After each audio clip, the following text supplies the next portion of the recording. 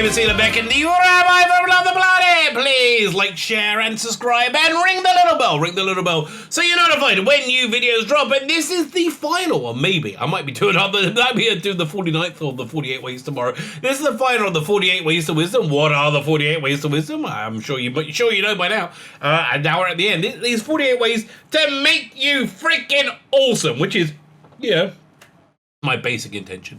Make you awesome. Actually, my intention is to make me awesome. And I think the best way to make me awesome is make you awesome. And I lift you up, you lift me up. That's kind of how it goes, which is this way to wisdom that we're going to be talking about today. The 48 Ways to Wisdom was developed by Rabbi Noach Weinberg of blessed memory. He passed away about 15 years ago. And I've gone through the entire cycle without checking the date that he died. I can't remember what year he passed away in. But this was his go-to thing. This was my rabbi. This is a rabbi that made me religious. I wasn't brought up religious, and the 48 Ways was one of his go-to things. He developed it when people were doing, how to win friends and influence people. Those sort of like self-helpy type books. So he pulled this from a 2,000-year-old codification of Jewish law called the Mishnah, a tractate in there called Pirkei Avot, Ethics of Our Fathers. One others in there listed 48 ways to acquire greatness and make yourself wise, and that's what they are. The 48 attitudes to life that again will make you freaking awesome. You don't really need to be religious or believe in God even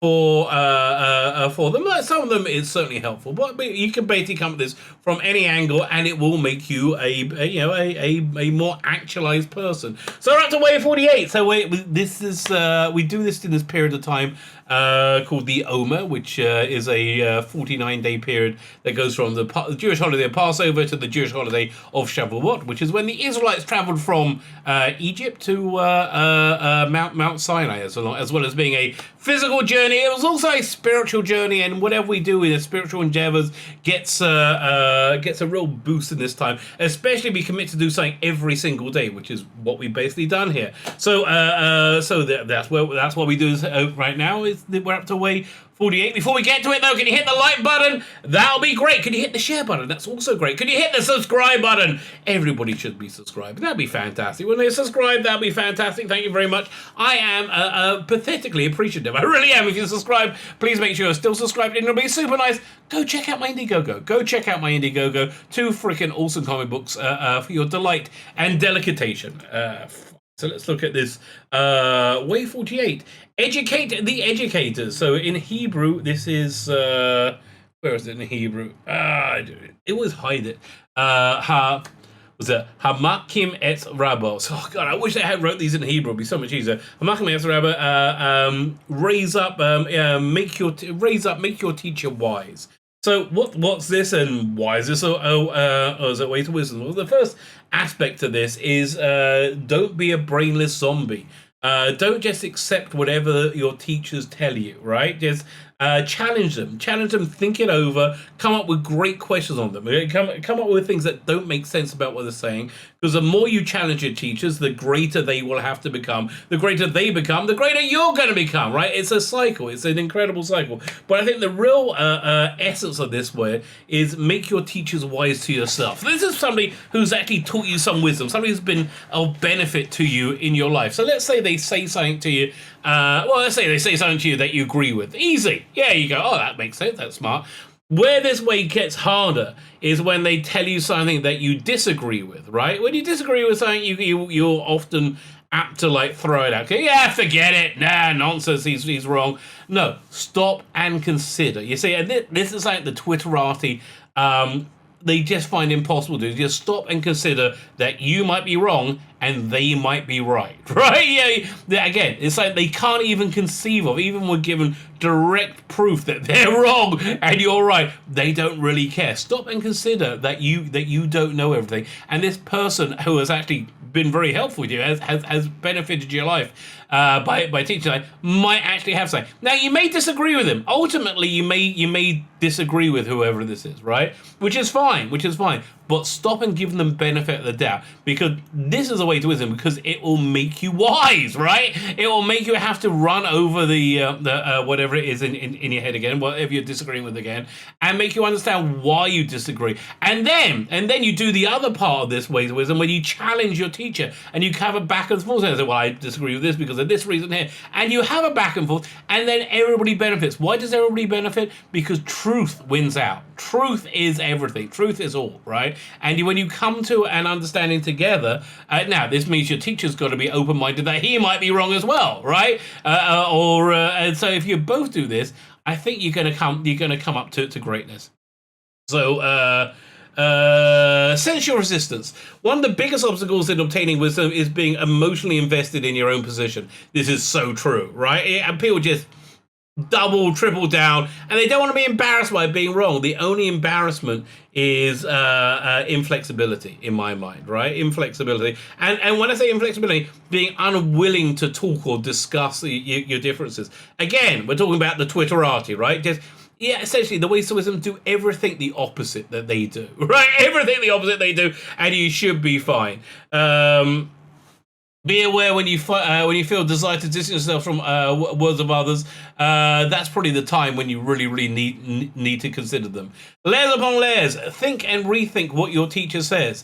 Good advice, because there are layers upon layers. And look at things from another side. Look at things from the perspective that you disagree with. Let's say you disagree with something. This is a great exercise, right? Come up with something you disagree with. Come up with 10 arguments in the favor of the thing that you disagree with. Especially the thing you disagree with comes from somebody who you know is wise, who has benefited you before. So let's go over the bullet points. Why is educating the educators a way to wisdom? When one teaches, two learn. So true. So freaking true. I think that's why I say comment because your comments really are, especially the comments that challenge me. They're of benefit to you and benefit to me. To get the full meaning of the idea, you must ask questions. Yes, unless it's a very simple thing. Cheese is delicious. Yes, I think that's true. But then again, what type of cheese? Okay, so fine, there is no simple ideas. Even if you don't understand the idea, consider its merits carefully. You're right, and go over it and over it. Try and work out where it is you don't understand it. What it is that's not working, right? And that gives you incredible clarity. Give your teacher credit. They wouldn't say something ridiculous. Yeah, exactly. Benefit of the doubt. Just stop and give them benefit of the doubt for a second.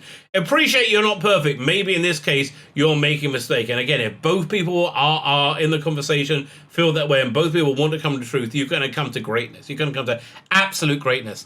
Uncomfortable ideas are our greatest opportunity to grow. Yeah. I see that universally. Absolutely universally. Ideas that make us that we're unwilling to accept or willing to think about are normally the ideas that we need to look at right in the face, right? And again, this is why the Twitterati will have no conversation with you, right? They just want you to cancel. Wisdom is deep. It takes time and patience to acquire. The Talmud, I think, says it takes 40 until the age of 40 you can really get the idea of what your teacher's trying to say. In Jewish consciousness, learning lasts a lifetime. It does. I think in every consciousness, doesn't it? I don't know. The smarter a teacher becomes, the smarter the student becomes. Yes, this is a symbiotic relationship. It's absolutely a symbiotic relationship. And in that spirit, I would like to thank you. I would like to thank you for being there. So I made these videos. So I did this series. It's something I didn't plan on doing. And it took a lot more time than I thought I was going to be putting into it. Like, oh my God. How many hours? 6, 12, 18, 24, 30, 32, 30, about 8, 16, about 20. I put 24 man hours into putting this out. Had I thought about that beforehand, I would never have done it, which is the way 47. Learn in order to do. So I'm glad I did it. I'm glad I didn't give in to that thing saying, I'm not going to put all that time into it. I'm glad I did. And I did it because you were here and you listened to it, and I appreciate you. And I genuinely thank you for that. And it's one of those wonderful thing to have an audience. It really is. So there you go. They are the 48 Weeks of Wisdom. There's an extra one. I might put that out tomorrow. I do not know. Listen, I'm recording this on Friday because the Sabbath goes out about 8 o'clock on the, and I don't do I don't use a computer or go online or anything during the Sabbath. So I'm recording this on Friday. I was sick yesterday on Thursday. I thought I was better today. Now I'm like out of energy. Let's see how I feel tomorrow. But there'll be Sunday before I do the 49th one. I'm not sure if I'll do it. I might do. I may not. Who knows or dares to dream? My name is Sheila Beckett, the Rabbi from another planet. Please like, share, and subscribe. And ring the little bell. Ring the little bell so you are notified when new videos drop.